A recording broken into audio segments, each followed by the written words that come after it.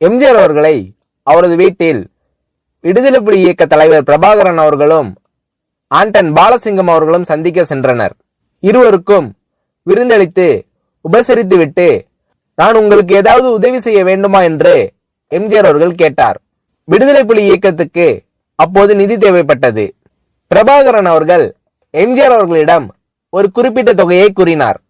சற்று நேரத்தில் எம்ஜிஆர் அவர்கள் பிரபாகரன் அவர்களிடம் அவர் எதிர்பார்க்காத ஒரு மாபெரும் தொகையை வழங்கினார்.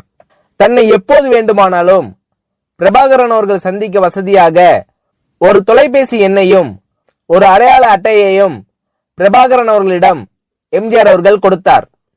இந்தியாவின் பிரதமராக இருந்த இந்திரா காந்தி அவர்களின் மறைவுக்கு பிறகு ராஜீவ்காந்தி அவர்கள் பிரதமரானதும் அதுவரை விடுதலை புலி இயக்கத்துக்கு வழங்கி வந்த உதவிகள் தொடர்பாக பேச வேண்டும் என்று இந்தியாவின் வெளியுறவு அமைச்சகம் அழைத்ததால் டெல்லி சென்றார் பிரபாகரன்.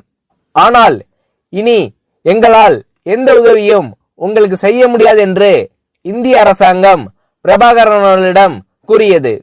அந்த நேரத்தில் டெல்லி வந்திருந்த தமிழ்நாட்டின் முதலமைச்சர் எம்ஜிஆர் அவர்களை பிரபாகரன் அவர்கள் சந்தித்தார்.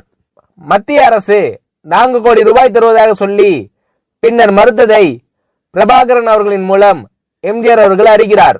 உடனே எம்ஜிஆர் அவர்கள் அந்த தொகையை நான் தருகிறேன் என்று கூறி 4 கோடி ரூபாயை பிரபாகரன் அவர்களிடம் வழங்கினார். ஈழத் தமிழர்களுக்காக எம்ஜிஆர் அவர்கள் செய்த உதவிகளை பார்க்கும்போது எம்ஜிஆர் அவர்கள் இருந்திருந்தால் தமிழீழம் மலர்ந்திருக்கும்.